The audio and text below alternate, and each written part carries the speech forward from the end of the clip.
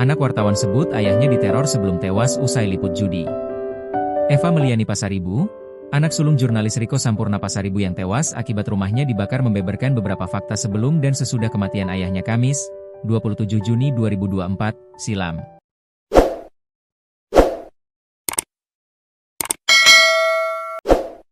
Pengakuan Eva itu diungkapkan saat menjadi saksi di Mahkamah Konstitusi, MK, dalam sidang permohonan uji material Undang-Undang tentang Peradilan Militer. Permohonan tersebut diajukan Eva bersama Leni Damanik, ibu dari anak yang tewas di tangan oknum anggota Tentara Nasional Indonesia, TNI. Dalam kesempatan ini, Eva meyakini ayahnya tewas karena pemberitaan tentang bisnis judi yang diduga dibekingi oknum anggota TNI. Eva menceritakan bahwa ayahnya secara berturut-turut memberitakan isu judi pada tanggal 21,22 dan 23 Juni 2024, serta 26 Juni 2024, sehari sebelum pembakaran terjadi. Berdasarkan pemeriksaan dan bukti-bukti, Eva mengungkapkan beberapa temuan yang mendasari keyakinan tersebut. Riko Sampurna Pasaribu sempat dihampiri oleh seorang prajurit TNI bernama Koptu Hamengkubuwono dan meminta mendiang untuk menurunkan atau take down berita tentang bisnis judi. Menanggapi permintaan tersebut, Riko Sampurna Pasaribu menyatakan akan meminta perlindungan ke Polda Sumatera Utara.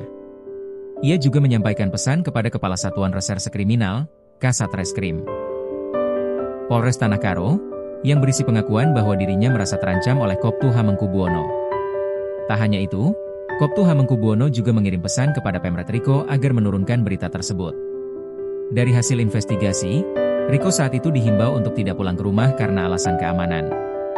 Eva mengungkapkan, bebas ginting, salah satu dari 3 tersangka aksi pembakaran rumah korban dan kini telah divonis penjara seumur hidup, justru tidak memiliki masalah apapun dengan ayahnya.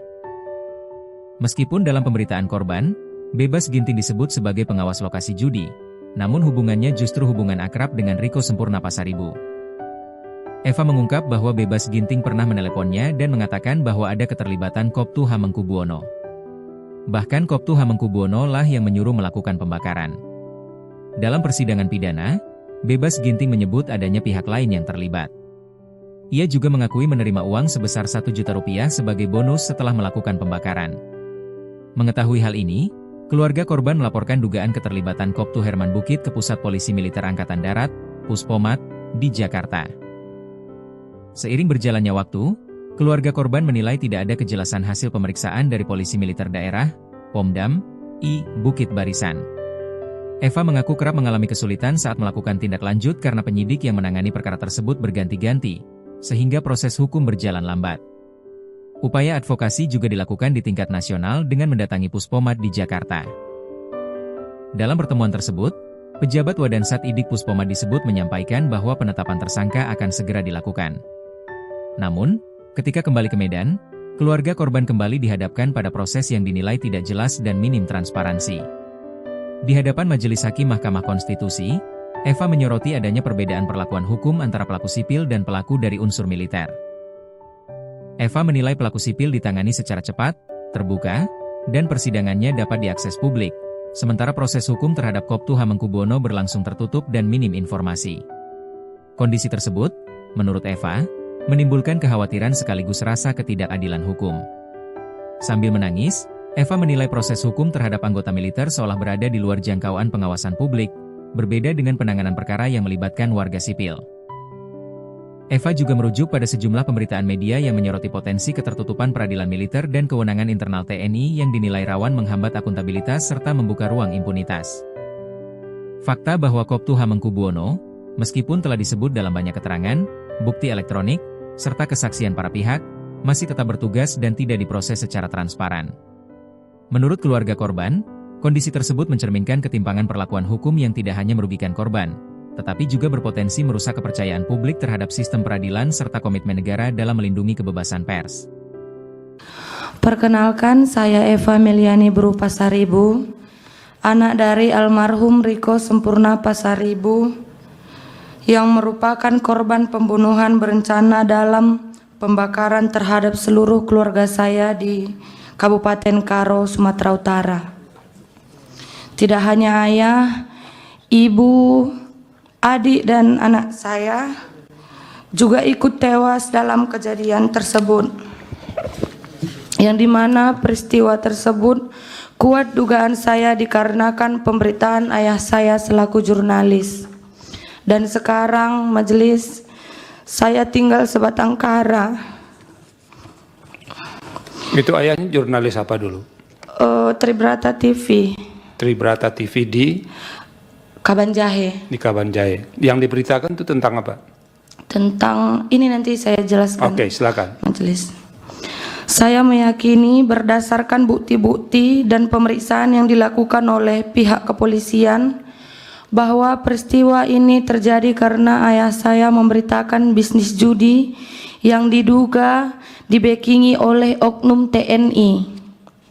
Ayah saya secara berturut-turut memberitakan isu tersebut pada tanggal 21, 22, dan 23 Juni 2024 serta pada tanggal 26 Juni 2024, satu hari sebelum pembakaran terjadi. Dalam pemeriksaan dan bukti-bukti yang telah ditemukan, terungkap bahwa 1.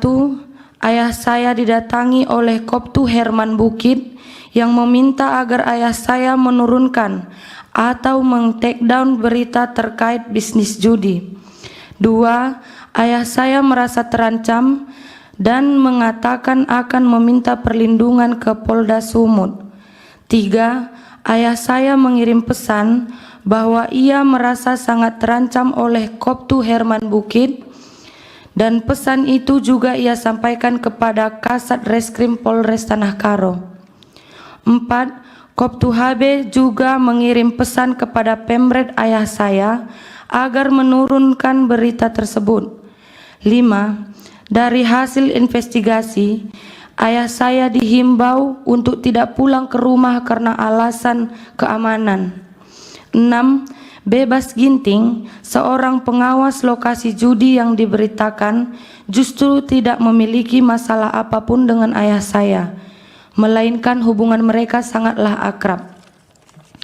7. Bebas Ginting pernah menelepon saya dan mengatakan bahwa adanya keterlibatan Koptu Herman Bukit tersebut. Bahkan menyampaikan bahwa Koptu Herman Bukit itulah yang menyuruh dia melakukan pembakaran. Ke-8, Bebas Ginting juga menyampaikan di persidangan bahwa ada pihak lain yang terlibat dan para eksekutor menerima uang 1 juta rupiah sebagai bonus karena telah melakukan pembakaran. Mengetahui semua dugaan keterlibatan Koptu Herman Bukit dalam peristiwa ini, kami pun membuat laporan di Puspom Angkatan Darat Jakarta. Begitupun kami masih disuruh membuat laporan lagi di Medan. Kami mengikuti semua prosedur, tetapi berjalannya waktu, pihak Pomdam 1 Bukit Barisan tidak memberikan hasil pemeriksaan mereka. Setiap kami follow up ke sana, kami selalu dibola-bola dan penyidiknya sampai ganti-ganti, sehingga memperlambat berjalannya kasus ini. Kami juga sudah advokasi di nasional, mendatangi Puspom Angkatan Darat di Jakarta, dan Wadansat Idik Puspom Angkatan Darat menyampaikan kepada kami kalau akan segera ditetapkan tersangka. Tetapi ketika kami kembali ke Medan, kami kembali dihadapkan kepada proses yang tidak jelas dan tidak transparan dari Pomdam 1 Bukit Barisan.